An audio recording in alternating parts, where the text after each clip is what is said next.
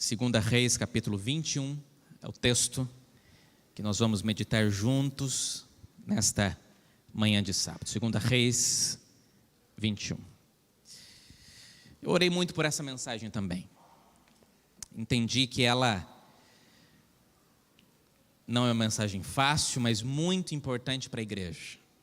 O poder da mudança é o título que eu coloquei para essa mensagem de hoje. Segunda Reis, capítulo 21. Acharam? Quem achou diz amém? Alguém na misericórdia ainda?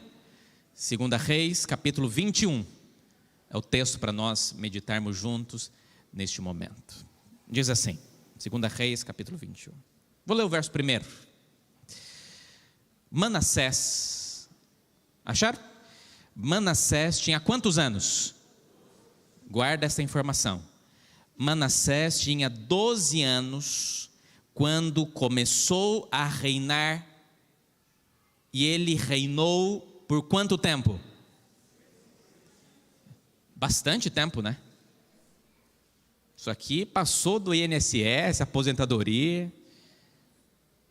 55 anos em Jerusalém. A mãe dele se chamava Efiziba. Manassés foi um famoso e ansiosamente esperado filho de um rei que eu já preguei aqui. Manassés era filho de quem? Filho de quem? Quem, amigos? Quem não lembra que quando eu falei aqui sobre Ezequias, depois vai no YouTube, procura o sermão, Organize a Sua Vida. Esse é o título do sermão. Preguei 2 temas falando sobre o mesmo rei, o rei Ezequias. Manassés, ele foi ansiosamente esperado, porque Ezequias não tinha filhos. E por Ezequias não ter filho, ele não teria descendência ali para continuar como rei no lugar dele. Eu não sei se você lembra, mas Ezequias era rei, e era um bom rei. Lembra que ele era um bom rei? Ezequias foi um bom rei, e foi um rei no momento muito importante da história de Judá. Eu estou falando aqui das tribos do sul, capital em Jerusalém. Ezequias, ele recebeu algumas ameaças. Um dia ele estava no templo, ele recebeu uma carta de um rei chamado Senaqueribe, já preguei sobre isso aqui, onde o rei Senaqueribe fazia ameaças para ele, falou: nós vamos destruir aí a sua nação.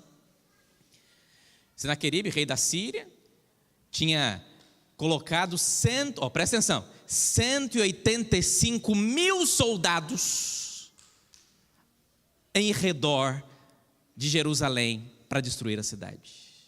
185 mil soldados. É muito soldado, não?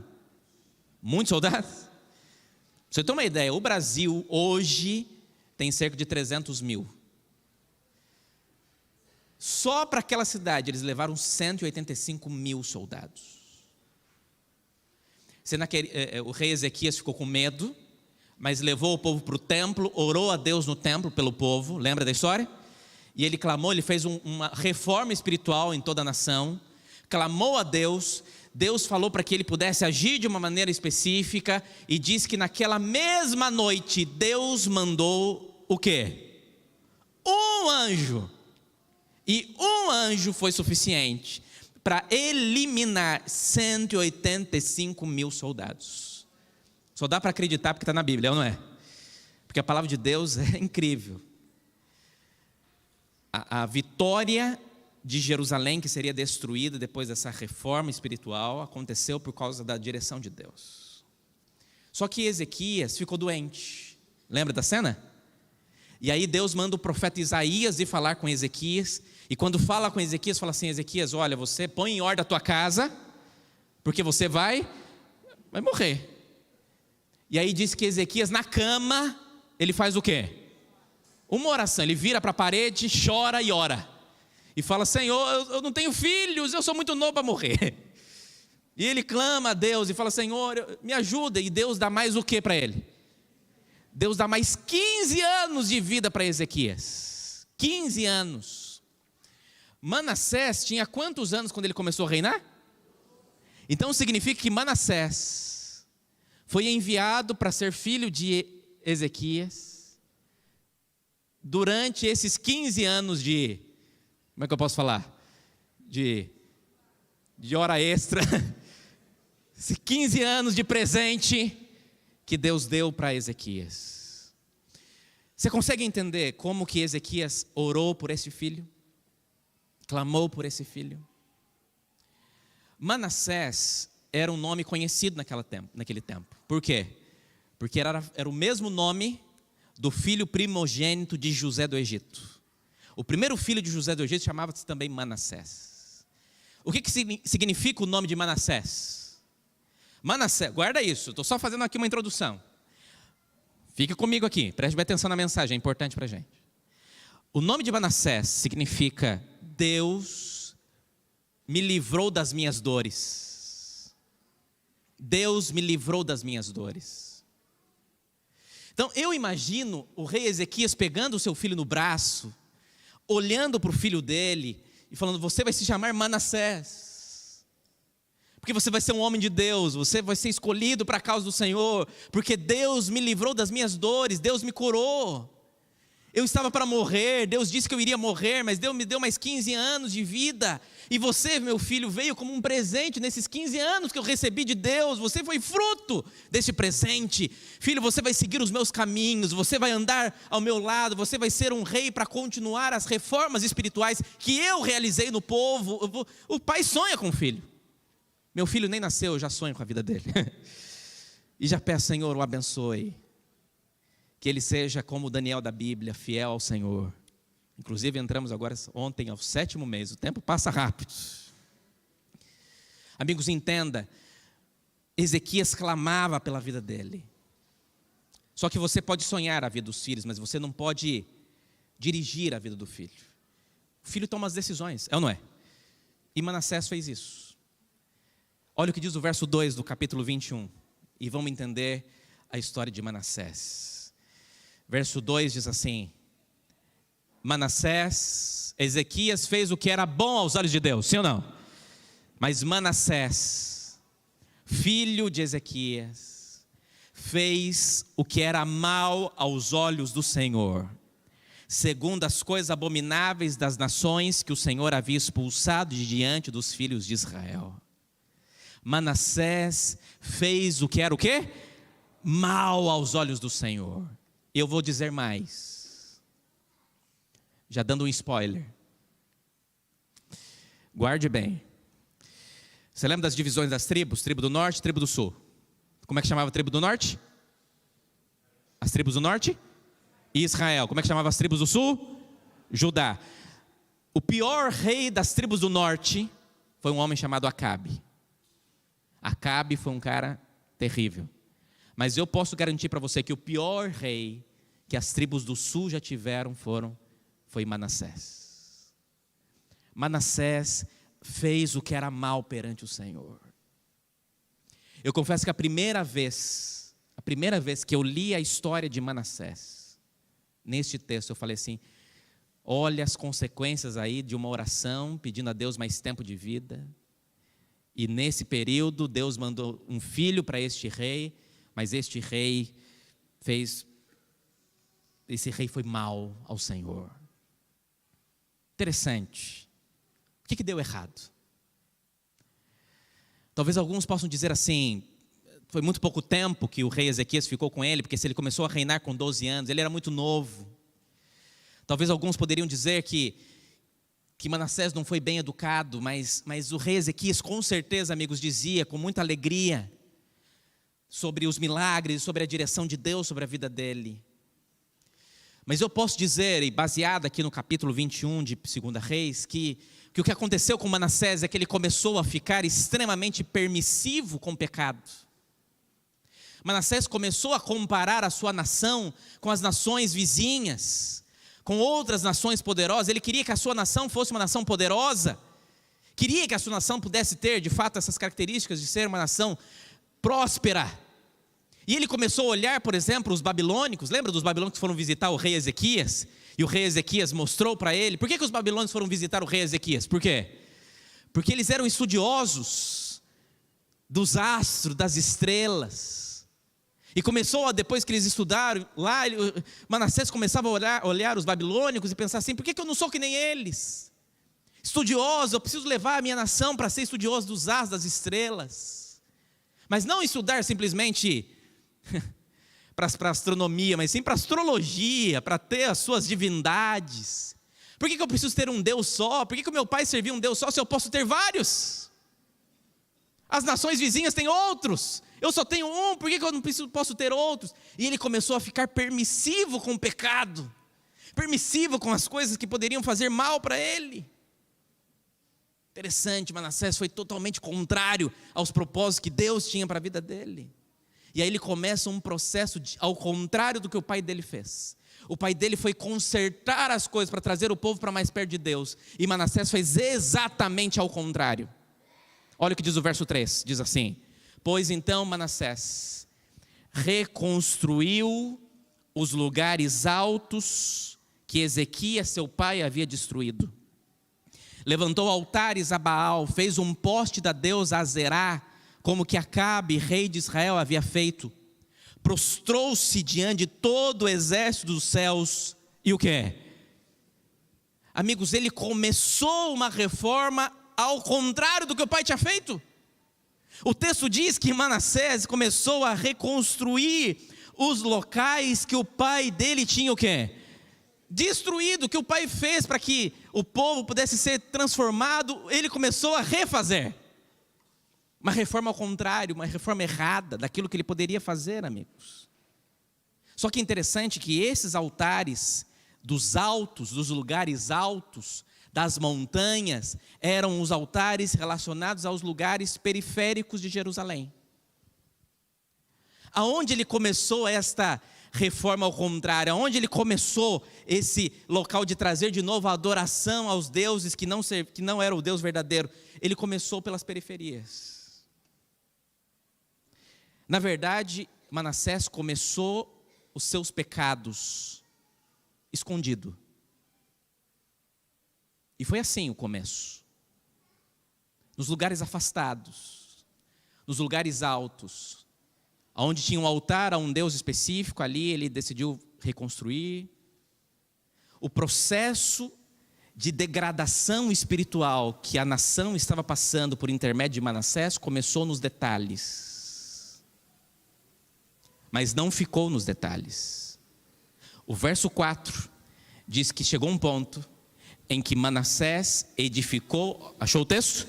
Manassés edificou altares na casa do Senhor, a respeito do qual o Senhor tinha dito: em Jerusalém porei o meu nome. Também edificou altares a todo o exército dos céus, nos 2 átrios da casa do Senhor. Guarda o que eu estou dizendo para você, igreja, entenda.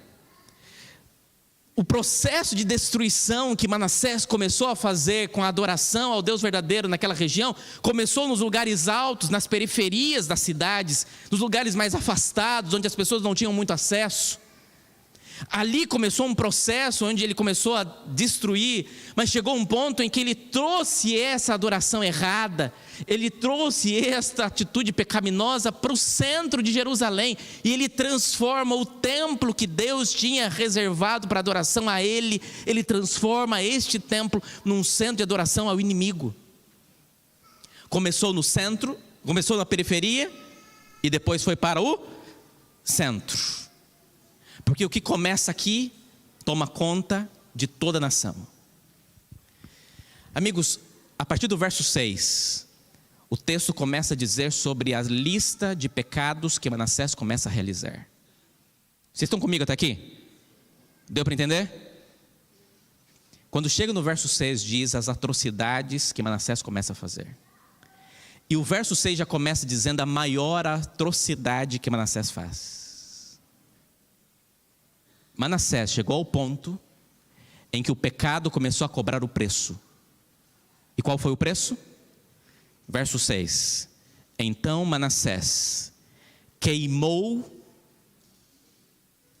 o seu filho em sacrifício.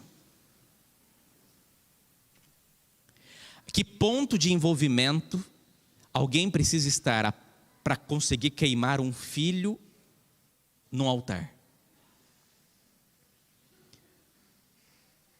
O que mais que ele fazia? Adivinhava pelas nuvens, era agoureiro. Está assim na sua Bíblia? Está ali também, né? Era agoureiro, supersticioso. Não passava debaixo da escada, tinha medo de gato preto, sabe essas coisas? Tem crente que até hoje é agoureiro.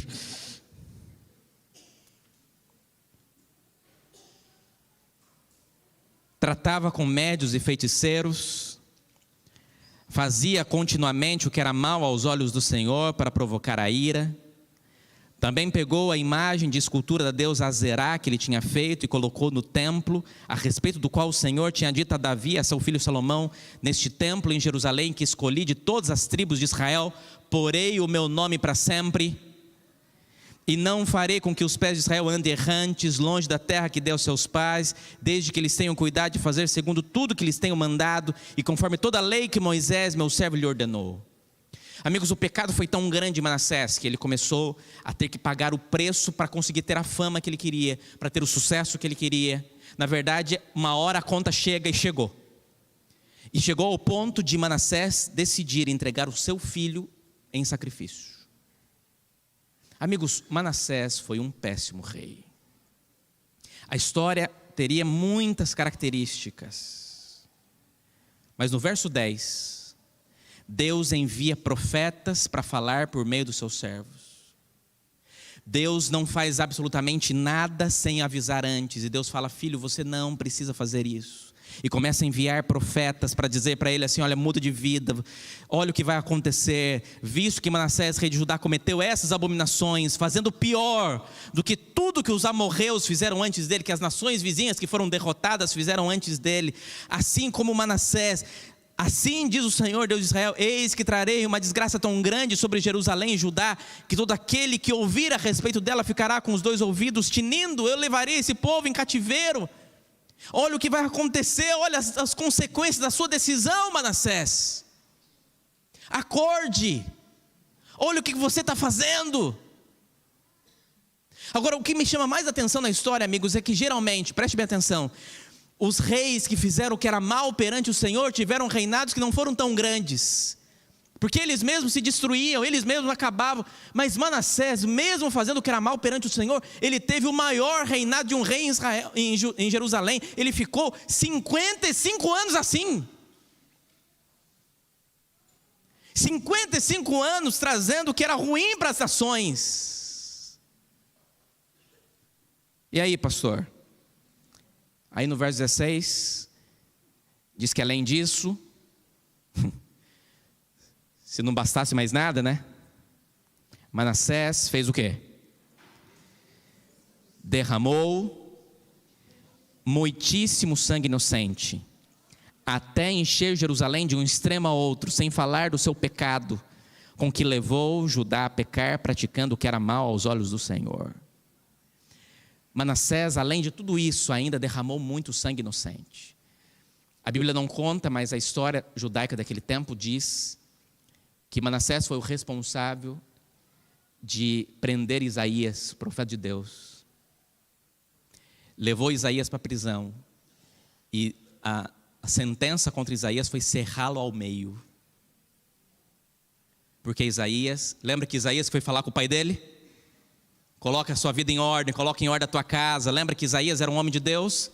Pois Isaías, que foi um dos mais importantes profetas de Deus, foi morto pelas mãos de Manassés. O capítulo termina dizendo que Manassés morreu, verso 18, e foi sepultado no jardim da sua própria casa, e Amon, seu filho, reinou em seu lugar. Conseguiram entender a história? Sim ou não?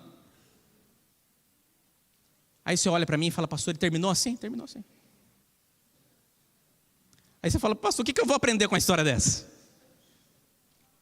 Um homem como esse, o que dá para me ensinar? Por que Deus permitiu que esse homem fosse colocado na Bíblia? Manassés parece que não tem nada de importante para apresentar a nós. O que está acontecendo aqui?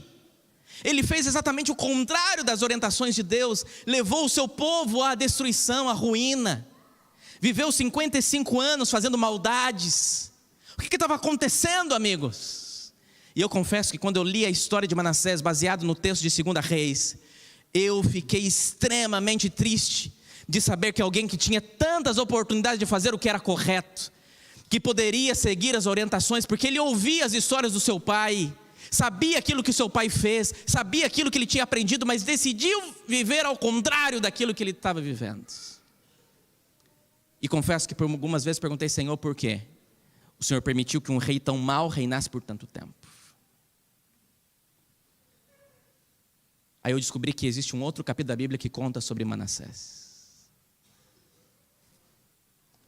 A mesma história, com um detalhe.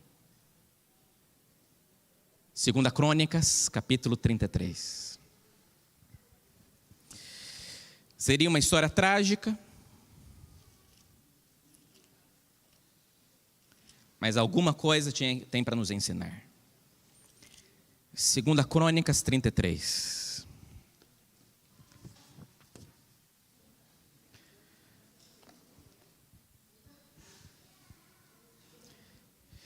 Segunda Crônicas 33 conta exatamente a mesma história. Do versículo 1 até o versículo 9, apresenta exatamente tudo aquilo que eu li em 2 Reis, está escrito aqui em 2 Crônicas 33. Exatamente a mesma coisa.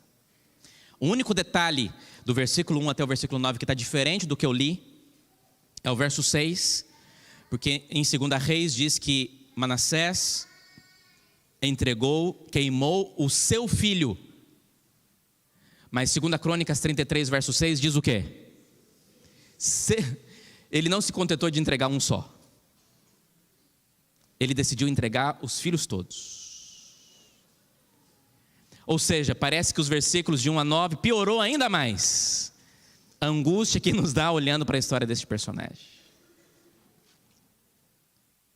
Mas o verso 10 começa a trazer para nós talvez a resposta que a gente precisa. Diz assim o verso 10: Então o Senhor falou a Manassés e ao seu povo. Porém, o quê? Eu vou repetir aqui esse texto. O Senhor falou a Manassés e ao seu povo, porém não lhe deram ouvidos. Não é assim, parece a nação. Por isso, o Senhor trouxe sobre eles os comandantes do exército do rei da Síria, que prenderam Manassés com ganchos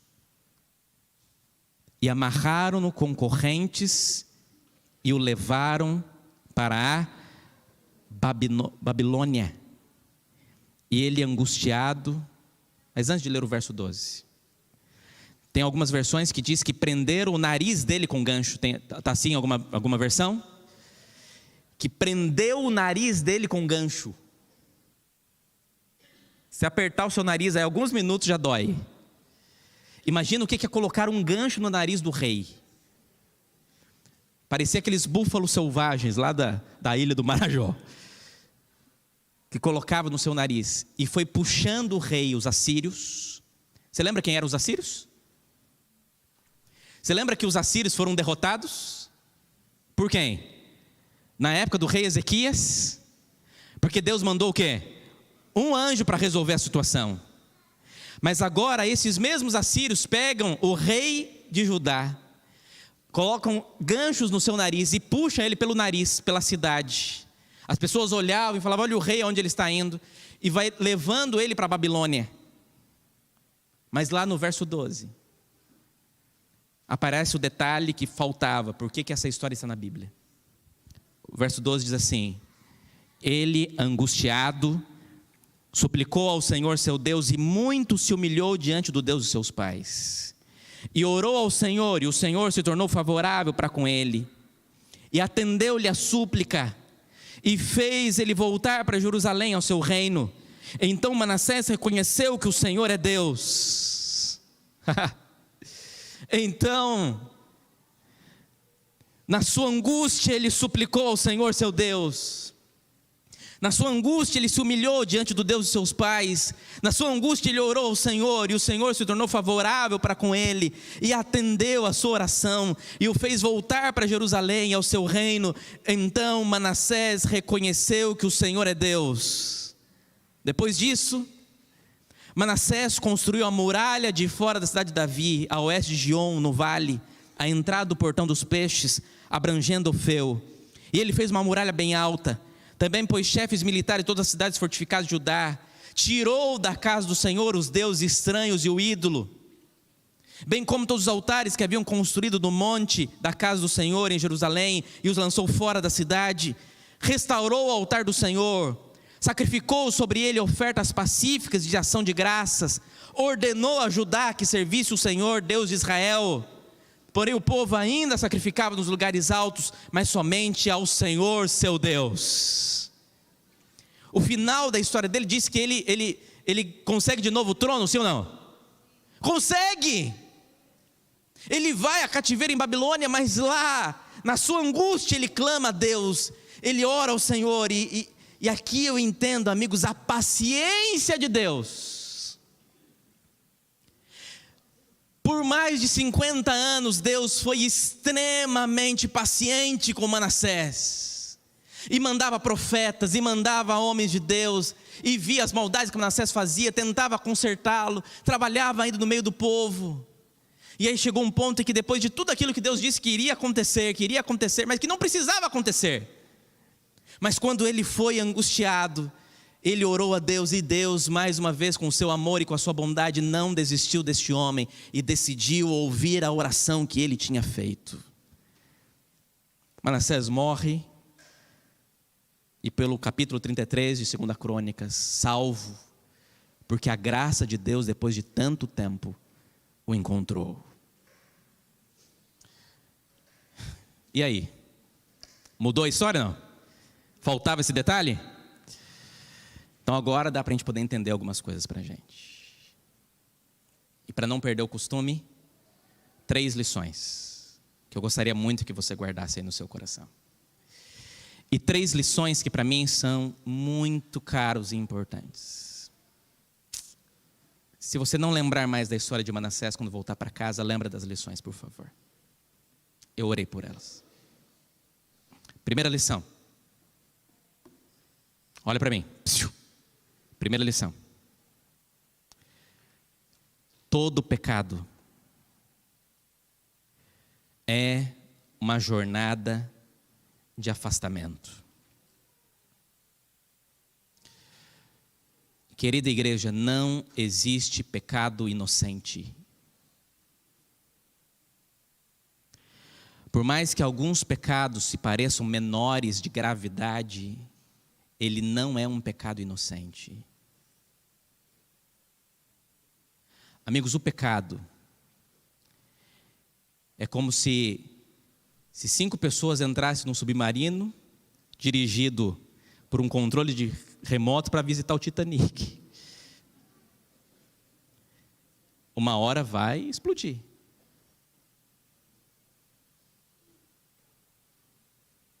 O pecado é colocar a sua vida em risco, sabendo das consequências que esses pecados podem trazer. Mas o que essa história me ensina sobre essa questão relacionada ao pecado é, querida igreja, em nome de Jesus, geralmente o pecado não começa no centro de nossa vida. Geralmente o pecado começa na periferia da nossa vida. Deu para entender, não? Você não começa a construir altares ao inimigo, e desculpa ser tão sincero sobre esse assunto, mas você não começa construindo altares do inimigo no centro do teu coração. Você vai permitindo que a semente vai sendo plantada e sendo colocada. Eu sei, eu já falei sobre isso aqui, amigos, mas eu tenho orado e chorado por essa igreja, clamando: Senhor, venha trazer graça e esperança sobre todos nós. Nós estamos sendo colocados, amigos, muitas vezes, e permitindo que o diabo vá ganhando território em nosso lado. Amigos, em nome de Jesus, Tem coisas que hoje parecem inocentes para você, mas pode estar dizendo e levando você a decisões, a situações que vai te destruir. Amigos, não existe pecado inocente.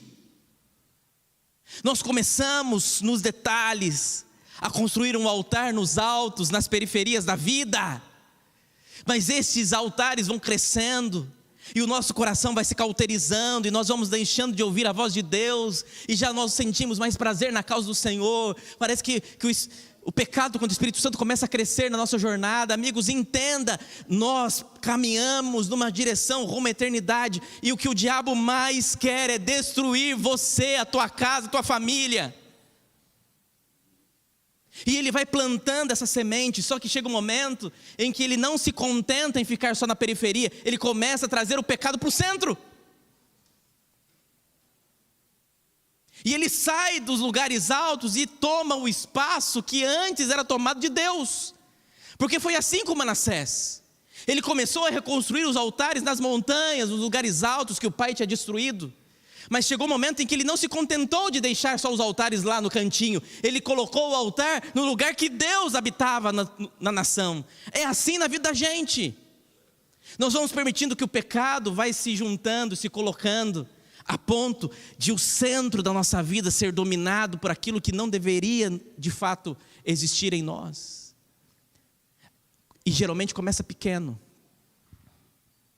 São alguns passos a ponto de sermos destruídos. Ah, querida igreja, em nome de Jesus, cuidado. Não brinca com fogo. Se mantenha alerta. Entenda, para que o seu caminho não seja levado para longe do Senhor. Segunda lição. Deus, olha aqui para mim. E entenda o que eu vou dizer para você agora em nome de Jesus. Deus não quer usar a dor para nos ensinar.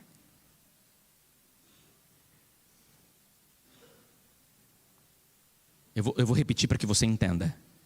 Deus, Ele não quer usar a dor para nos ensinar. Não faz parte das estratégias de Deus.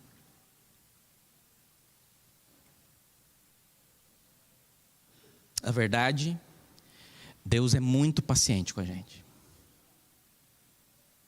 Ele fala 1, 2, 3, milhares de vezes.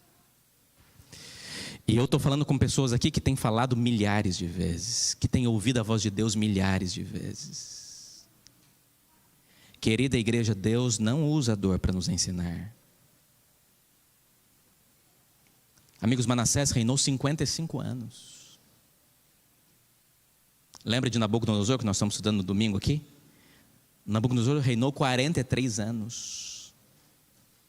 E em 43 anos, Deus falou de inúmeras vezes com ele, sim ou não? Inúmeras vezes. Amigos, Nabucodonosor não precisava ter ido virar como um bicho, não precisava. Deus deu diversas vezes no coração dele: filho, você não precisa. Olha as chances que eu tenho mostrado para você. Olha o que tem acontecido com Daniel e seus amigos. Olha como as coisas estão caminhando. Amigos, tiveram inúmeros recados de Deus. Mas o único momento que Manassés, Nabucodonosor e outras pessoas da Bíblia conseguiram enxergar que existia um Deus paciente foi na dor. Tem gente que só aprendeu assim. E a Bíblia é repleta de histórias de pessoas que só conseguiram chamar a sua atenção quando a vida chegou no limite da angústia. E Deus não queria que esse limite da angústia chegasse. E na verdade Deus não foi o responsável por esse limite da angústia, mas Ele foi tomando decisões. Manassés não foi levado em cativeiro porque Deus permitiu. Na verdade Manassés foi levado em cativeiro como consequência dos seus próprios atos. E pelo afastamento que ele teve da proteção de Deus sobre a vida dele. Agora, foi na dor que ele conseguiu enxergar. Quem é do interior conhece jumento, burro que é bravo, que empaca. Já viu isso, não? Que eles tentam puxar, tentam amansar. É amansar que chama? Tentam amansar e não conseguem. Tem uma história, diz que um fazendeiro comprou um jumento e tentou amansar o jumento. Só que o jumento empacou, não saía do lugar. E aí empacou e o rapaz foi lá tentando puxar e ele não saía do lugar e não conseguia. E aí de longe estava o rapaz que tinha vendido o jumento para ele, que era acostumado a amansar. Olhou para ele e falou assim: olha, você está fazendo errado. E ele parou assim: como é que é? Para, você está fazendo errado, você nunca vai tirar esse jumento daí, ele nunca vai sair daí. Então como é que eu faço? Você tem que falar com calma com ele. Você tem que falar manso com ele. Tem que falar com carinho. Senão ele não vai sair. Ah, é? É. Então tá bom. Aí ele foi lá e falou: meu jumentinho querido, vamos para casa, eu tenho uma alegria de te conhecer. Eu amo você, você é maravilhoso. Que bom que eu te comprei. Vamos, jumentinho, vamos, meu amor, vamos. Adivinha o que aconteceu? Deu um coice nele. Ele voltou lá e falou: rapaz, não funcionou. Vem cá você, tenta fazer você então. Aí ele: então peraí. Aí ele foi lá. Chegou lá perto. Pegou um pedacinho de madeira que estava na árvore e deu uma só uma. Puf! O jumento parou e foi andando. Um só. O rapaz olhou para ele e falou assim: mas era só isso? Você não, por que você não me falou antes? Você podia ter me falado antes, né? Por que você me falou isso agora? Se era só isso que precisava fazer para ele sair do lugar e tal. Você falou que eu precisava falar com ele com amor, com carinho. E ele falou assim: mas é isso mesmo. Você tem que falar com ele com amor e com carinho. Mas eu falei e ele não saiu. Ele falou: porque antes você precisa da atenção dele. Antes precisa da atenção dele. Tem gente que toma as suas atenções com todo amor e carinho. Amigos, eu não acredito na teologia de que Deus usa a dor para salvar. Mas eu acredito na teologia de que Deus age através da dor. Olha, amigos, em muitos momentos, tem pessoas que precisam ter uma orelhinha puxada por Deus. Não é sobre diferentes pessoas nos falar a mesma coisa. Mas é quando essa mesma coisa começa a ter um valor diferente. Amigos, nós precisamos aprender que a nossa jornada é uma jornada de um Deus desesperado para salvar a tua vida. Pastor, mas eu sou livre para poder decidir o que fazer. Eu sou livre para conseguir compreender aonde que eu devo caminhar. Eu sou livre, sim, você é livre para escolher fazer o bem ou fazer o mal. Você é livre para decidir se você quer servir a Deus ou não. Eu entendo dessa maneira. Mas Deus é Pai. E um pai que está desesperado quando ele vê os seus filhos tomando decisões que vai destruir a vida dele. Amigo, você consegue entender que todos os dias Deus olha para você e sonha com você ao lado dele no céu?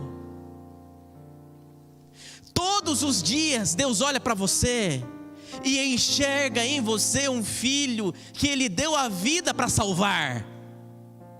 Amigos, Deus não quer perder você. Eu vou repetir novamente: Deus não quer te perder. Então todos os dias Deus desesperadamente vai atrás de você, usando todas as estratégias que forem necessárias, para que você abra o seu coração e volte para onde Ele sonhou para a tua história. E aí vem a terceira lição e última. A primeira: não existe pecado inocente. Todo pecado nos faz numa jornada de afastamento de Deus, de destruição. Segundo, Deus não quer usar a dor para nos salvar. Mas às vezes é só na dor que você consegue ter a atenção. Mas a terceira lição é que nessa manhã, você tem nas suas mãos o poder da mudança. Você tem disponível para você o poder da mudança. Amigos, Deus, Ele não muda porque Ele é Deus. Mas Ele entregou para os seus filhos o poder de mudar. Você pode mudar. Você não foi predestinado a viver isso que você tem vivido, o pecado que você tem vivido para sempre. Eu sei que tem gente que tem hora que está escravizado, que quer sair do mal, mas não consegue. Eu sei que tem momentos em que o pecado nos destrói de maneira tão intensa que a gente fica preso no mal. Mas amigos, Deus é Deus e Ele é tão poderoso, tão forte, tão poderoso, que Ele consegue colocar um poder nas suas mãos, que é o poder de decidir mudar, de não permanecer e de não ser assim para sempre. E então vai ter momentos, amigos, em que você terá que tomar decisões de mudança em sua história, em sua caminhada. Vai ter momentos em que você vai aprender e vai precisar mudar completamente os caminhos que você tem seguido. Tem um autor que diz assim, um escritor: existe um tempo em que é preciso abandonar as roupas usadas, que já têm a forma do nosso corpo, esquecer os nossos caminhos, que nos levam sempre aos mesmos lugares. Talvez hoje seja tempo de travessia, e se não ousarmos fazê-la, teremos ficado para sempre à margem de nós mesmos.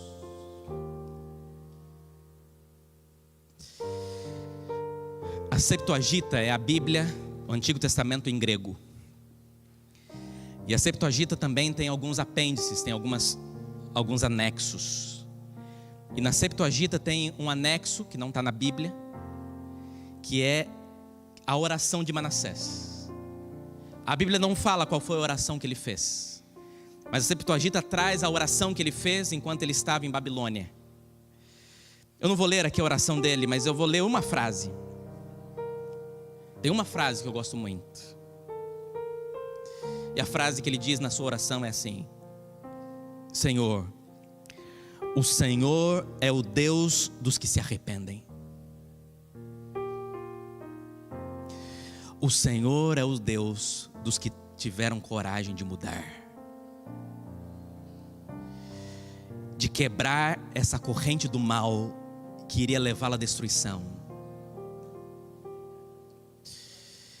Amigos, eu costumo dizer que Manassés é o filho pródigo do Velho Testamento. Manassés é o filho pródigo do Antigo Testamento, porque ele tinha tudo para caminhar ao lado dos princípios que Deus tinha dado ao seu pai, mas ele decidiu seguir os seus próprios caminhos até o dia em que a dor do distanciamento e do pecado fez com que ele enxergasse quem ele não enxergava. Só que o que mais me chama a atenção, e eu termino com isso, é que ele faz o contrário de como ele começou. No pecado, não sei se você reparou no texto, no pecado ele começa nos lugares altos e vai para o centro. Nas atitudes que ele tem depois da sua conversão, para resolver um pouquinho daquilo, do mal que ele tinha feito, ele faz o contrário. Ele começa resolvendo o centro e depois ele vai para a periferia. Entendeu essa diferença ou não? Se você olhar depois, 2 Crônicas 33, de 15 a 17, fala que o processo que ele tem para destruir aquilo que ele tinha tentado de fazer o mal, ele começa pelo centro, pela casa de Deus, para aquilo que é mais importante, e depois ele vai para os lugares altos para resolver. Porque o pecado começa nos lugares afastados para tomar o corpo todo, Mas quando você começa a jornada do arrependimento, você precisa primeiro resolver o centro. E quando o seu centro estiver resolvido, Deus tem poder de, sentado no trono, resolver todos os detalhes que ainda faltam. Então hoje, você não precisa se preocupar de estar com toda a sua vida resolvida para que Deus possa atuar. Você precisa apenas que o centro da tua história tenha espaço para que Deus habite. E se Deus habitar no centro, Ele dominará a vida toda. Mas uma coisa eu sei. Romanos 8 diz que nada, nem ninguém pode nos separar, nem pecado.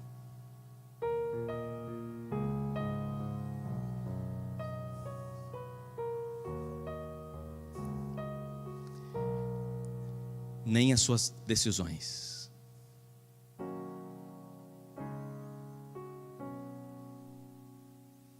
Pastor, mas eu decidi ir para o caminho do mal.